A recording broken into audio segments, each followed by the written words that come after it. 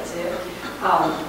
Really, today we're going to talk, we've had 3 of these, and first is on education, and I don't remember what the second one was, but this one is on the budget, and it's a very timely topic. Obviously, you've all seen the headlines this week about the fairly distressing news for those of you who are trying to get money out of the state government, that we've had to do some refiguring on this year's budget as well as for next year. So this has turned out to be fairly timely. We're glad that our 3 state reps are here this morning to talk about that. Before we get started, I'm going to let them introduce themselves. You'll tell us your district and what committees you serve on. That'll be helpful. And then when we get going, if you want to have questions, if you want to ask questions, raise your hand. Don't wait until we pause. Just go ahead, and if you have something you want to ask while they're talking, as soon as they're correct. So, Ryan. I'm Representative Ryan Haynes, and I chair the State Government Committee. I also serve on the Civil Justice Committee and the Calendar Rules Committee, and I represent the 14th House District, which is composed of Farragut, Bluegrass, and down North Shore and in the Lions Bend area. Well, I'm Representative Steve Hall, and I represent the 18th District, which I refer to as Northwest Knoxville. It's mostly inner city. It goes west town all the way to Pella City Parkway. And I serve on the Finance Committee and on the Local Government Committee. And I'm Roger Kane. I represent the 89th District, which is Karnes and Hardin Valley, some of the Clinton Highway area. We've got Farragut North and a little bit of Cedar Bluff. And I'm on Insurance and Banking and the Education Committee and Education Subcommittee. All right, just keep the mic and you'll get to talk first. All right, there's been a lot of discussion, as we said, around the budget this week and the predicted shortfall. This week, the governor proposed an amendment to the budget and eliminated the proposed state employee and teacher raises, which we heard a lot about. Also eliminated funding that was to go to higher ed. Some reports say that the deficit's due to sales tax shortage, and others say that it's franchise excise tax income being lower than anticipated. I'm guessing it's some of both and maybe more. Can you all explain to this audience why we have a tax shortage, why we suddenly find ourselves in that situation at the 11th hour, and then how the franchise excise tax system works, if you can, so that we all sort of know that, and then why we have a shortfall there. Roger, can you? Well, I'll start on some of it.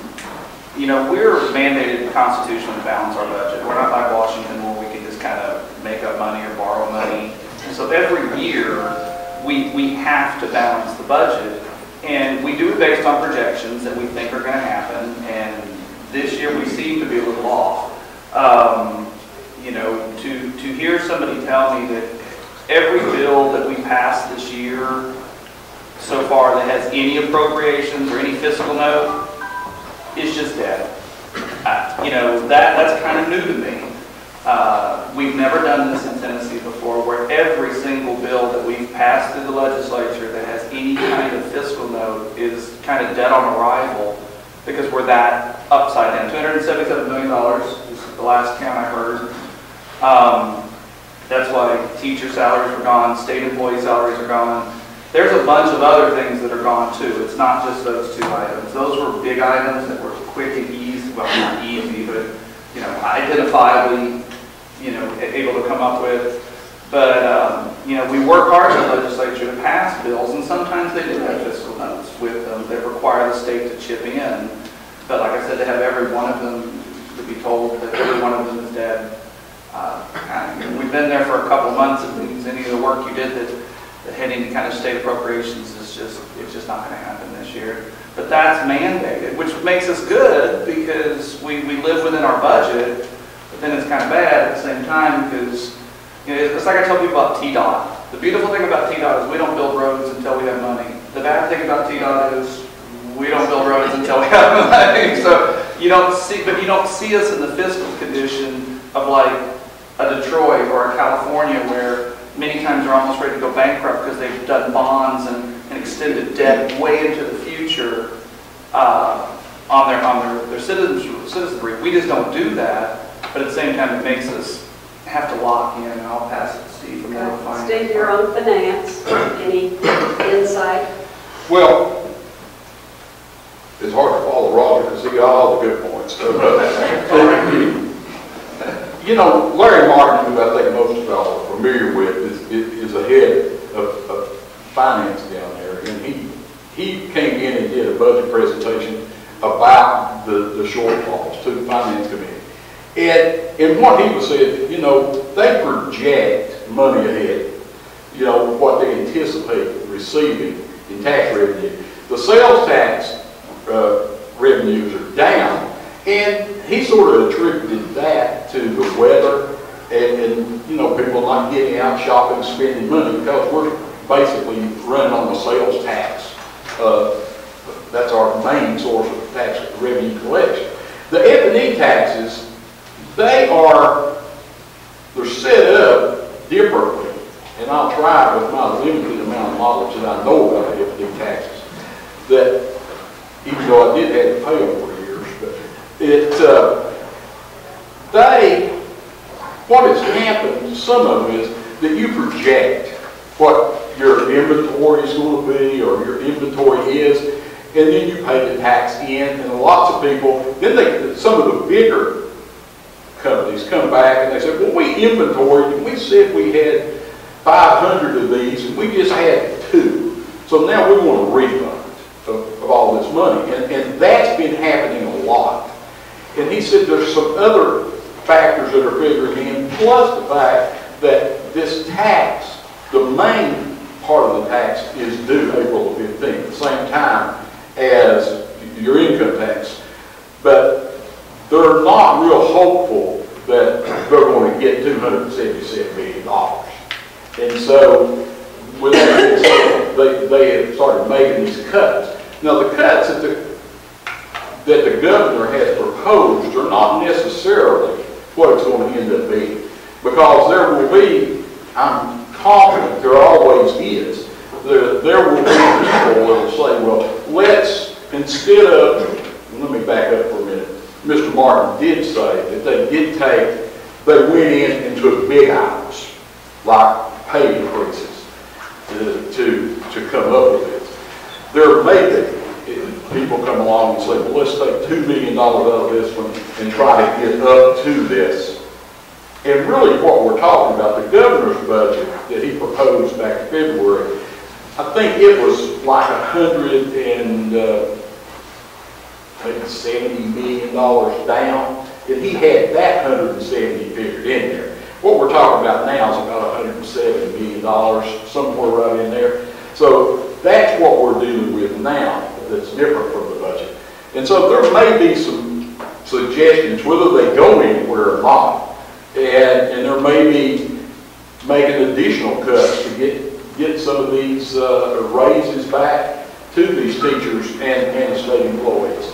And there are a lot of people in the legislature that I've talked to, by being on finance, they come and ask me a lot of questions about this stuff, that, you know, feel very strongly about these teachers' pay and the state employees. He said, and mostly the sentiment I heard, and I can't speak to these other gentlemen here, they may tell you that, you know, it wouldn't have been so bad if they had to be promised a raise. But they were promised a raise, and now everybody's extremely upset about it. Right. That's true locally as well. What is the total budget this year? What's the budget? 50 something? It's a little shy of 33 billion. Okay. There's 2 problems. Number one is your sales tax projections are down. Those are down about $33 million. Then your second problem is the F&E tax. That's your franchise and excise tax. As these guys said, you're down about $240 million, which takes you to 270 total. What's happening out there, and you ask the question why we're down. And we're trying to figure that out right now. And the biggest problem is our franchise and excise tax. Obviously, you can see $33,240,000. That's where the problem is coming from.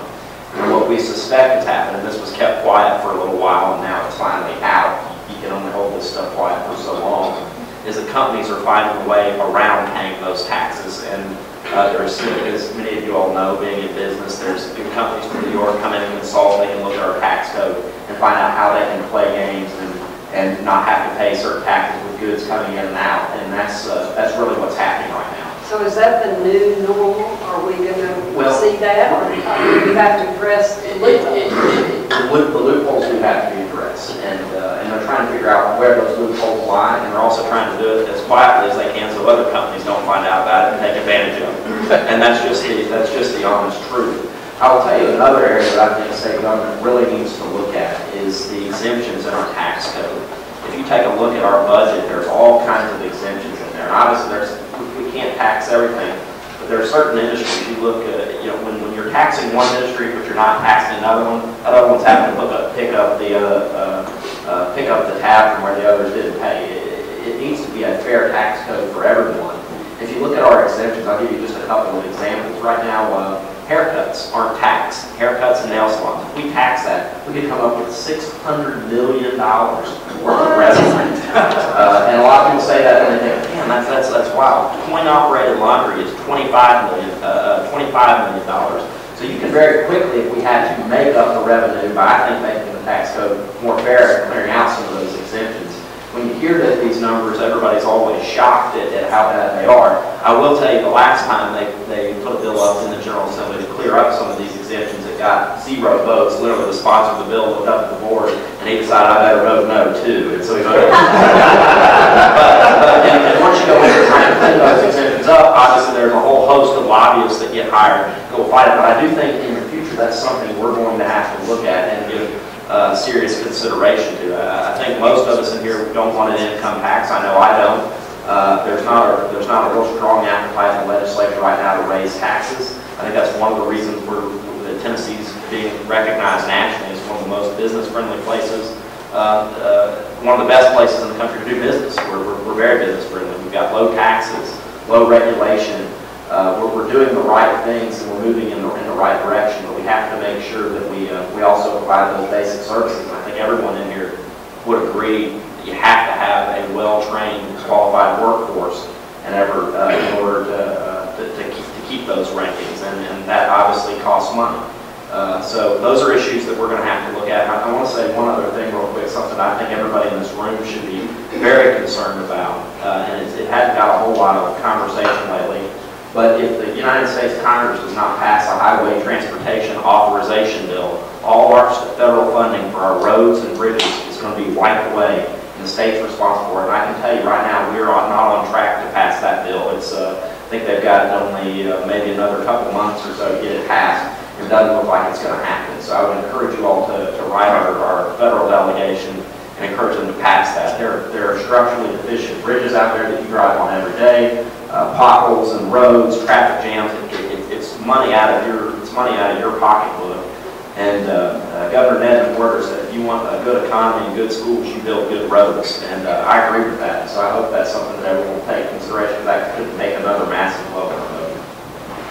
Anybody have any thoughts or questions about this particular piece, franchise excise taxes or the sales tax? Can we tell, I guess the sales tax being down could be due to weather and people not getting out, but do we think the economy has improved in Tennessee so that the sales tax could be coming up this next year? Are we seeing any signs of recovery through the sales tax? Well, as Mr. Mark put it, there are lots of factors put into that. We are seeing a lot more purchases made on the internet that are untaxed. Right. And so... Except for Amazon.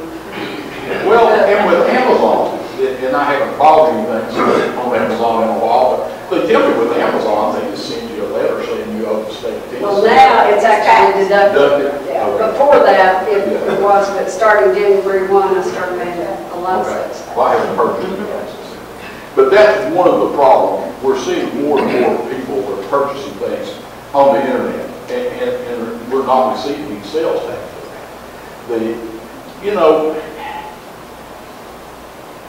Larry Martin, when we had a budget presentation last week about this particular item, he didn't seem real hopeful.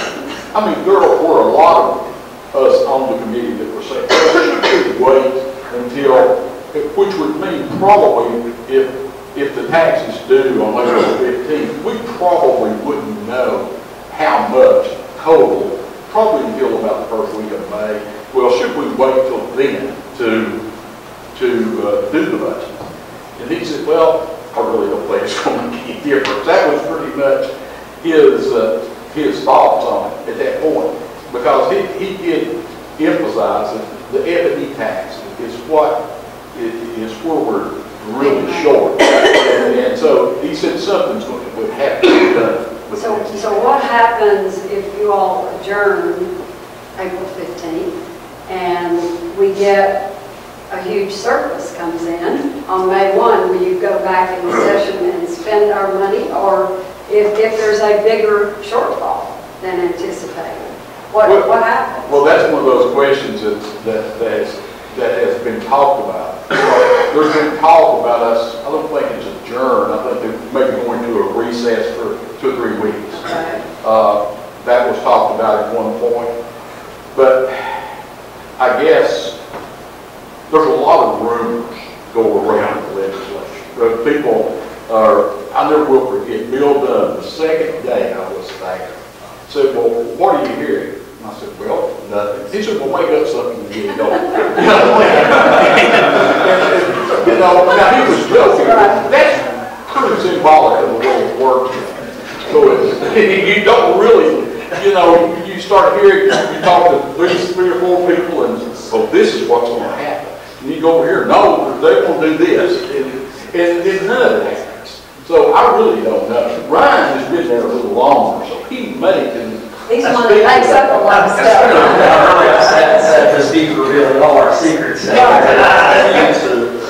But no, I will tell you, I talked with I want to put into perspective how bad it is. You're going to hear a lot right now from different interest groups out there about, hey, you're taking away our teacher raises. And keep in mind that it wasn't that we hadn't passed the budget yet where they were going to get it. So like Steve said, it's taken away, and you're going to hear a lot about higher ed, they need money, and I agree that, we want to do that, but government's about prioritizing, and just as families have to balance their budget, state government will do the same, and as we should. But the question that you need to ask those individuals is okay, what is your plan? How are you going to raise taxes? I met with the comptroller and the treasurer the other day, and they told us in 2002 when we passed, it was when the state income tax was debated. And so we were talking about, we said, well, how close are we? We said, well, we're not at 2002 yet, but we're about the year 2000 is where we're sitting right now. That's how bad this is. So it's very, very serious. And we're trying to make it. Your question was will we come back? And the answer is yes, we can do that if we need to. I think one of the problems, and not all of my colleagues agree with me, but I think the legislature is rushing too fast to get through this legislative session. This idea that we have to be out by February 1st has just gotten a little bit ridiculous and out of hand. And what's happening is by leaving early, the state funding board meets and they give their estimations, I believe, at the beginning of May it is. And unfortunately, we're not going to be there to get those numbers. So what happens is you pass a budget that's based on contingencies. If this happens, this money goes here. If not, it doesn't. And obviously, if we really get a shortfall, they call us back and we would address those issues. But I do think we're moving too fast. I think the legislature should slow down. I know a lot of people think it's a selling point with the public to get out early. Most people think I work in Washington, not Nashville. They don't even know my name, so I can assure you they don't know or care when we get out. They just want us to get out orderly and do our business correctly. And I think that's a shame that we're rushing like we are. Do we not have talking about the income tax, do we not have a constitutional amendment that's on the ballot? Yeah, there's several things coming on the ballot. And getting back to what Ryan said real quick, I've only been here for 2 years, but it is so different than the public sector. I mean, I've sat through education subcommittee for 9 hours just trying to get the bills through, because if we don't get them through subcommittee, then they can't get to the committee and they can't get to the floor. And, we had 248 bills this year that we had to listen to in like 2.5, 3 months, covering everything from how long a bus should be on the road, to insulin shots, to Common Core, and it's just mind-boggling sometimes. And of course, I don't know any different because I've only been here for 2 years, and there's always been the push to, okay, we got to get out by April. I mean, I look at when we used to get out, it was May, June, July sometimes. And so you can take time to think and process, and that's the other side of getting out early, is sometimes the thinking and the processing, you get to do it faster. Or I tell people sometimes we spend 30% of our time in the legislature fixing what we did last year. And then we spend about 30% of our time making people plans because they refuse any other way than through legislation to plan. And about 40% we actually have something substantive to do. And it's just challenging and frustrating sometimes that, you know, most of us just go back to our, you know, hotels or whatever and just crash. It's all, there's no nightlife. You know, you may go to a reception and you get a cracker, but you're just exhausted from the whole process. There's a lot of different things that are going to be on the ballot come November, and one of them is the Constitution Amendment about income tax. Not income tax. It is. Yeah, an income tax. Sorry, That's my first cut. Because there's always this carrot hanging out there. Well, if all else fails, we can do an income tax, and we just want to put it in the Constitution. This is not an option. Because, you know, right now we have a Republican supermajority, but at some point there could be a Democratic supermajority, and there's this idea that you can just, oh, nothing else will do an income tax. And once you do these things, folks, you never go back. I've never seen a state ever implement it and then come back and go, nah, that was a bad idea. Let's just, because, you know, just like with the schools, just like with higher education, money just goes in, and there's never enough, ever. I mean, we could raise the, you know, education budget in K-12, you know, 50% this year, and next year they'll want 10% more. It's just the nature of the beast. And so taking that option to have an income tax totally off the table by putting it in the Constitution that this will not be an option is something I think everyone should be behind and support. I think, so education, we know they're going to have some, sounds like they're going to be no pay raises, which would be, there's not, was there money in the budget prior to this for capital improvements in higher ed, or was that off the table already this year? Do you know about that?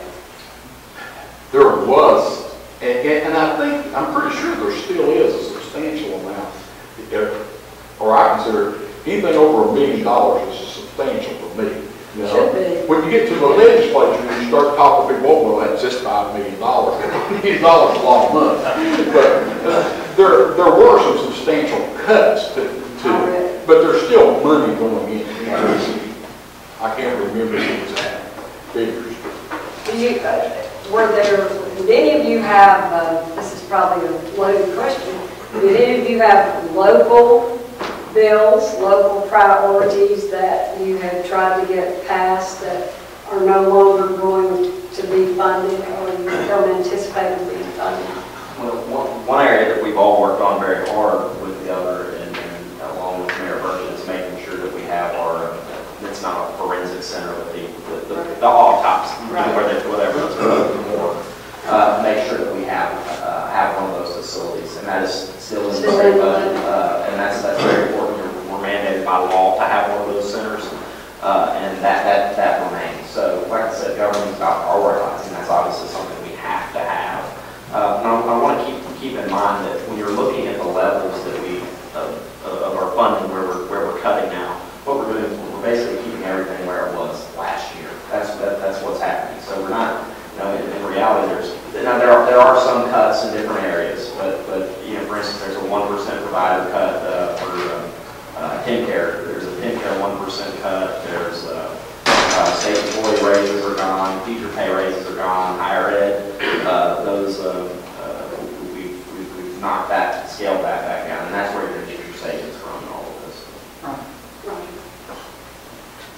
Yeah, when you start talking about these raises that everybody keeps referring to, I think that's right at $85 million, or right in that ballpark there. So it's a substantial amount of money. county has an option in here too, where they're still going to get some part of the raise. But our part, if I'm understanding right, is not going to happen. So the teachers will get something locally, but it'll be through the Knoxville side, the Knox County side of it, rather than the state side of it. So, you know, it's, like I said, last year, I mean, we, just like with Steve, we go, oh, this is like $8 million. You know, and this year we're talking about $80, and we're going to cut it. You know, it's a little bit of a shift. But, you know, we run into this here in Knox County. I think the school system found like an extra $61 million. I don't know how these things happen. I've missed $61 out of my checking account, but still $61 million. But, you know, when all the numbers are kind of coming in and the money's flowing in and money's flowing out, and then somebody finally just says stop, and they do a count, that's kind of how sometimes this stuff happens. Russ, is that true? I wish I knew where another $61 million is. No, I'm not sure on that. And we just, to address some of what you said, we just got our initial projections from the state last night. So we'll be looking at that today, and I can tell you they are less than what we had assumed in our initial budget. So when we come back and we present a final budget to the board for them to consider on the 14th, we're going to have to do some work in there. I think one of the things that folks need to understand too that gets lost in translation sometimes is when the state comes back and says we're going to give a 2% raise. In the case of Knox County and several other districts around the state, that's great because that means the state can give a raise, but they're only going to pay for 40% of it.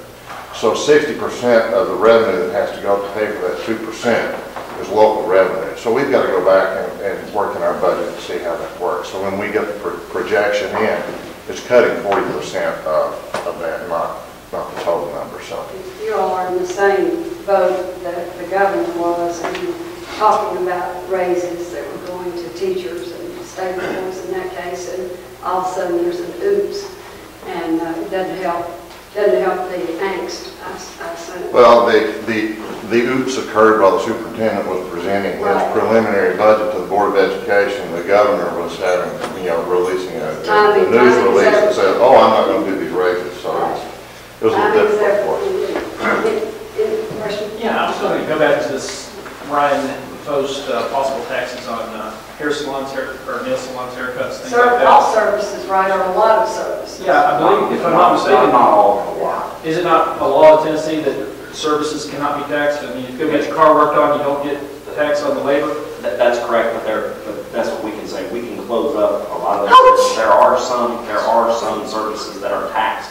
I don't know specifically what they are, but yes, there are some services. So if you're having challenges with sales taxes and then you increase sales taxes, aren't you going to have that same unintended consequences where it's just a never-ending cycle where you won't be able to generate that revenue?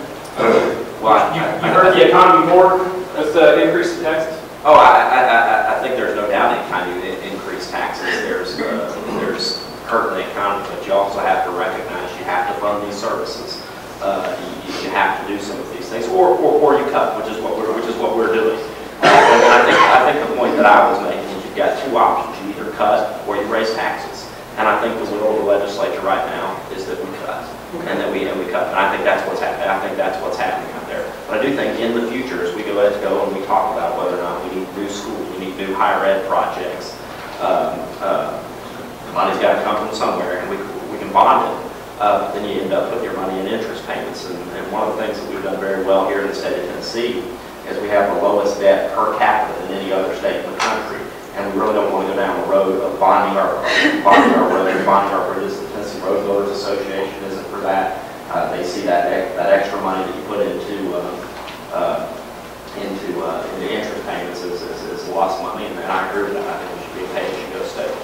What is the total amount or percentage-wise of health care in Tennessee's budget? And have we seen any impact increase with the Affordable Care Act and the implementation of that? How's that been impacted? Once you look at the state budget, I believe once you take education and TN care and our health care budget, I believe that eats up about 2/3 of your entire budget.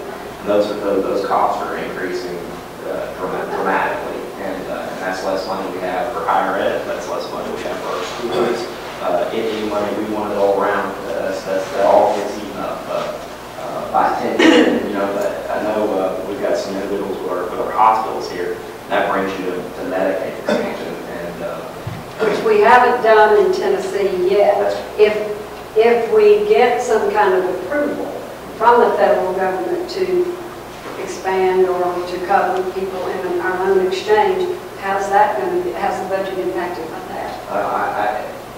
For the first so many years, you get, the federal government provides 100% of it. And now that it's been a couple of years since we hadn't passed this, so I don't know exactly when that money cuts off here, but it's coming quickly. And after that, the federal government will continue to pay 90%, we chip in 10%. Which is a big money. Therein lies the problem. It sounds like a pretty good deal when you take that federal money, and it's millions and hundreds of millions of dollars. But the problem is that other 10% we've got to kick in. How do we come up with that? You can see we're struggling with the $270 million shortfall. We'd have to come up with that other 10% to make that up. The flip side of that is our hospitals, they do suffer. What happened when the Affordable Care Act was passed was that everybody agreed everybody was going to have insurance, therefore we would no longer have to provide our hospitals with indigent care payments. Well, the Supreme Court came in and said, federal government, you can't hold a gun to the state's head and make them pass Medicaid, force them to pass Medicaid if they don't want to. Well, in turn, all the hospitals lost all of the monies they were receiving from the federal government, and so they're now hemorrhaging and they're hurting very badly. So we need to come up with some solution for them, and I think ultimately here in Knoxville, our hospitals are going to remain open. I think so. These rural hospitals, though, they're going to shut their doors up in Scott County, and all those people are going to come here. While our hospitals remain open, I will say that they will cut back services, though. There are certain programs they won't fund, and it's a very serious problem, something that needs to be given serious thought.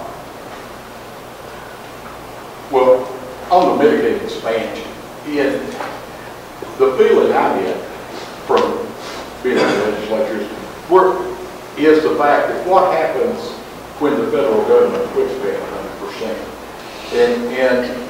And the move every day that we're in session, somebody stands up and says that we have the state of Tennessee has went this many days with that Medicaid expansion and we've lost so much money. And it's a tremendous amount of money every day. But what I hear, and I wasn't there to experience it, but when they cut the rolls of teen care, they remember the pain that they went through, the legislators having to make those decisions. And they don't want to go through that again, because they say that when we get to that point, once the federal government quits chipping in 100%, that's what we will have to do, or we will have a tremendous tax. And I don't think any of us, it's one of those dilemmas that we don't know the right answer to. And you mentioned getting approval. I don't know that any of us here, Ryan, maybe, because, and I keep referring to Ryan. Ryan's more in leadership than Roger, that know what the governor's plan that he has proposed in this Tennessee plan. The other problem with entitlement is just that. I mean, we expand Medicaid to everybody. It will be very gut-wrenching when, right now the government's supposed to be paying 100%, then it goes down to 90%, and then they can just come back tomorrow, the federal government can come back tomorrow and go, we just don't have it at all. But once we've given those benefits to people, they really don't care where the money comes from. And so we will have to scramble as a state, and maybe the federal government comes back and goes, what, we're having some financial problems, we've been spending, we're at 18 trillion or 29 trillion, it could get that bad to where they just go, we can't do the matching anymore, we're sorry, you guys need to take up the slack, and we're stuck covering all of it. And I know the rural hospitals are hurting. I know even our local hospitals are hurting because they bought into a lie that said, we're going to expand it completely. You guys will be good. Cut your rates. We're going to cut your rates that we're reimbursing you because everyone's going to have it. And so they cut their rates, or they got their rates cut by the federal government, but then the other part didn't happen. And so they got a little bamboozled in the whole thing, which is kind of sad. And it's devastating. But, I think that's the general concern of the legislature is that once we expand the entitlement, we're just stuck. And you guys might see huge tax increases, and we have no choices because we got to balance the budget. and we're kind of locked in on that. And if we pass the constitutional amendment against an income tax, there are very few ways you can, I mean, we're already at 9.75, and a lot of places on our sales tax. I don't think we want to go to 10. I don't. So I mean, we are in a really bit of a quandary of this health care. Any other questions? I know Representative Hall has to speak. You've got your chance now. We've got 3 guys here that can answer questions. I just want to make a comment. I appreciate Brian Haynes. I called him a week or so ago about a very important issue coming before the state. It doesn't get a lot of play. It has to do with the tax relief program that the state does. The state helps pay for if you're 65 or older, or if you're disabled, or a disabled veteran, and they help pay part of that property taxes. And the state was looking at some cutting into that, and I was going to seriously impact some of the most needy people that we have in the state as far as trying to help them pay their taxes so that they can stay in their homes. And with the governor and Ryan and other leadership and working with the Tennessee Trustees Association, they're going to fully fund it, from what I understand. And I applaud you for going back and you talk about prioritizing. And I think that was a good example of being able to keep something intact so that the most needy in our state can not have to worry about when they pay their taxes. Do I buy food? Do I buy my medicine? Or do I pay my taxes to be able to stay in their home? And I appreciate Ryan working with us. He's doing an excellent job there. Gentlemen, thank you very much. Y'all serve Knox County and the local delegation extremely well, and we appreciate everything you do. I know it's tough, and you guys got big, strong shoulders, so thank you very much. I also want to thank Susan Williams. She not only does a great job of moderating these things, but she's chair of the government relations. And in my tenure here, that committee has never been as strong and as functional as it has been under her leadership, and we look forward to more years of leadership. Finally, I've been asked to remind you that June the 19th is our 6th annual